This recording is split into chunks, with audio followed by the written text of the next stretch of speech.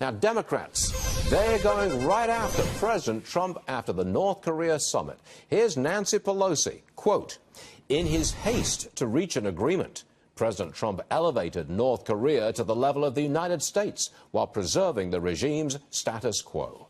The co-author of the book, Let Trump Be Trump, and Citizens United President David Bossie is with us now. Why don't I just clear the stage and let you go right at what Nancy Pelosi had to say? Go. Well, look, she's once again delusional. She continues to hate this president more than she loves our country. She has a complete disregard for American history. She said, and others like her, said the exact same thing about Ronald Reagan when he met in the first of several meetings with Gorbachev back in the 1980s, that how could you meet with a dictator? They have human rights abuses. All of these issues, which, by the way, President Trump fully understood, discussed with the leader of North Korea. And in his press conference, he talked about Otto Warmbier and how we wouldn't have gotten to this point without Otto, and that he did not die in vain. Those are issues that are very important to this president, but the left only wants to focus on things, nitpicking things that really don't want to give any credit where credit's due. But David, it's not nitpicking when you look at North Korea's human rights record and how that was, frankly, not addressed in the agreement or in the press conference. I mean, they've still got gulags, they've still got hundreds of thousands of political prisoners. That really wasn't addressed. How about the world's human rights? How about America's human rights? How about the human rights that this president was thinking about, which were the human rights of every person across the world when he's trying to denuclearize the Korean Peninsula? That is about human rights, okay? So we could talk about the gulags, and those are important things. But again, President Reagan had those same issues.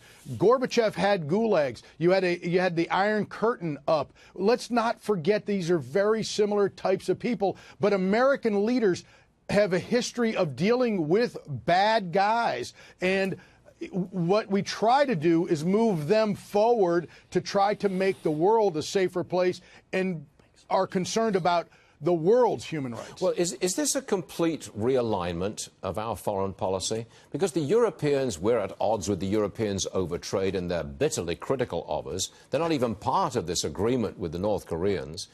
We seem to be getting very close to the Koreas, a new relationship with both Koreas, in fact. Well, let's put it in perspective. The G7 summit, which I think is what you're talking about, the bitterness there, you know, of course, this president is a change agent, and the leaders of those other countries love the 40-year status quo, which has been broken from America's standpoint, and our leadership has failed to act. This president has put America first and has said we are going to rebuild American industry over his presidency, and that is what he is saying to these leaders of their countries. They don't like it. It's okay. They don't have to like it. They need to do the best jobs for their countries, just like this president is for ours. And when it comes to the Koreas, he's dealing with the #1 national security threat that Barack Obama told him about during the transition. Right. President Obama said, watch North Korea. North Korea is going to be your biggest problem. The president has taken the last 18 months to act decisively and to get together with him yesterday at that summit. And it is the first step of many. Just like Reagan and Gorbachev, it took several meetings over many years to get together to then, several years later, have the Berlin Wall fall. So these things don't happen overnight, but the left is so delusional. They hate this president more than they love the country. I'll continue to say it because it's true. And it is the leftists like Ben Rhodes and others on other networks that just will not see reality. You know, the Berlin Wall eventually came down. I wonder if the DMZ will eventually be dismantled. We have to hope so. We'll debate that another day. David Bossie, thanks for joining us, sir. We'll see you again soon. Thanks for having me. Welcome back. Well, an hour before the May jobs report came out yesterday, the president tweeted he was excited to see the numbers. The report was excellent, an 18-year low in the unemployment rate, but the media made it all about that tweet. Listen. A lot of people scratching their heads about why the president decided to tweet about it beforehand. Why would the president tell all of America to look at the jobs numbers if the jobs numbers were not good? He was so eager to trumpet the news, he broke years of presidential protocol. Who needs insider trading when you can get the cheat sheet directly from the president? It's hardly the first time the president has broken the rules when it comes to sharing sensitive, sometimes even classified information. So he broke the rules. Here to react to all of this, the host of Varney & Co. on Fox Business, Stuart Varney. Yes. That wasn't the big story yesterday, though. The big story was the numbers, the jobs that came out. That is what the American people care about. The media wants you to be distracted from the very good news about the economy. We got that great news at 8:30 yesterday. No matter what the president hinted beforehand, it was great news. And the media just wanted to distract and divert attention away from the news on jobs. But it was insider trading, Stuart. Oh, stop it. Yes, come on, son, get but out of here. There is a protocol, and you're not supposed to break that. We should acknowledge that. Yes, but did he break it? He merely hinted that it might be okay. Right. He got the news beforehand. Obviously. Okay, and he tweeted the White House always about gets it the night looking before. forward to the good news. So then it becomes all about the That's process. not the story. Yes. That is not the story. Look at this. The story is 3.8% unemployment, lowest in a generation. You've never seen that in this generation. 3.8%. 5.9%. That's the unemployment rate for black folks. That is an all-time low. It's never been down at that level before. Same story for Hispanics. 223,000 new jobs created. You're on the road to prosperity. No, Isn't not according to that the Nancy Pelosi. No, Nancy Pelosi said, look at this. Tell me. May's jobs report shows that strong employment numbers mean little to the families hit with soaring new costs under the Republicans' watch. Remember, first she was talking about crumbs with the tax cut. I remember. Now she's saying these job numbers don't help anybody. Is that insulting? Well, I don't know about insulting, but it's a message of desperation, isn't it? They don't have, the Democrats do not have a growth plan. They don't have one. So they have to criticize the president's growth plan because it is working. And it is working.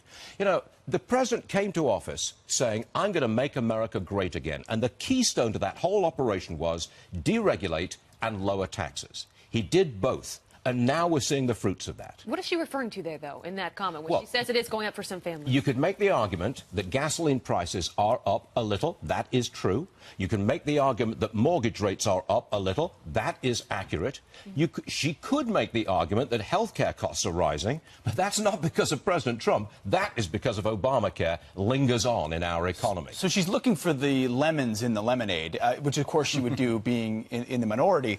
But when they do have a growth plan, it's a government growth plan. I mean, her view is we solve these problems by growing government programs for people. Stop it, Peter. It's a growth plan. It's a growth plan. Yeah, that growth plan is tax and spend. Of course. It does not produce growth. It produces stable... No, I'm not going to say stable economy, certainly not. It produces virtually no growth for a long period of time. The best we got in the 8 years of tax and spend Obama years was 2%. That's all we got. We've now had 15 months of the Trump economy, and we've got 3% growth. And I think we've got a very good shot at going to 4% growth by the end of this year. Yeah, you know, I was looking at numbers last night just to compare where we are. You forget, back in October 2009, 10% unemployment. How far we've come. You know? Sure. We've come a very, very long way, Yeah. especially in the last 15, 16 months of the Trump presidency. We are on the road to prosperity. The Democrats cannot admit that going into the November elections. All right. Stuart Varney, appreciate it. Oh, thank you. Thank you very much, Mr. Speaker. I'm very delighted to join my colleague from the Bay Area, Congresswoman Barbara Lee, in wearing the blue and the gold to celebrate the new American dynasty, the Golden State Warriors. On Friday, as you probably know, the Warriors swept the great team, the Cleveland Cavaliers, led by LeBron James. What a magnificent athlete. All the more making the victory so sweet to secure the 2018 NBA championship, their third title, the Warriors' third title in 3 years. This historic achievement secures Golden State's position as not only the best team in the sport, but as an extraordinary force in ushering in a new era of professional basketball and transforming the future of the sport. The Golden State Warriors are distinguished by both their talent and their extraordinary teamwork. The 2018 Warriors played with exceptional chemistry intuitive brilliance on the court, dazzling America with their true strength in numbers. Steph Curry, Draymond Green, Klay Thompson, MVP twice in a row, Kevin Durant, played with extraordinary skill, strength, and determination, each making history in their own ways. Golden State continues to make the Bay Area and America proud with their leadership both on and off the court. Led by the extraordinary coach, Kerr, indestructible he is, the Warriors honors our American values of equality, fairness, and respect for all with their words and their actions. It gives me great pride to be a member of Dub Nation. Right, Barbara? Congresswoman Lee? We are members of Dub Nation, and I extend my invitation to the Warriors. Joining Congresswoman Lee, who represents Oakland, we join in extending an invitation to the Warriors to once more come to the Capitol to celebrate this historic accomplishment. On behalf of San Francisco, I extend well-deserved congratulations to the Golden State Warriors and yield back the balance of my time.